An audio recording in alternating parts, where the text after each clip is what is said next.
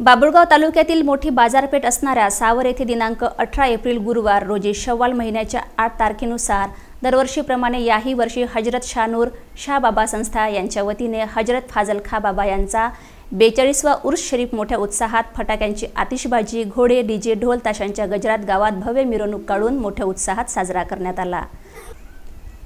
हजरत फाजल खा बाबा यांचा शाही संदल दरवर्षी अलीम खान यांच्या निवासस्थानावरून काढण्यात येतो। यावर्षी गावातील 2 वेगवेगळ्या ठिकाणावरून संदल काढण्यात आली।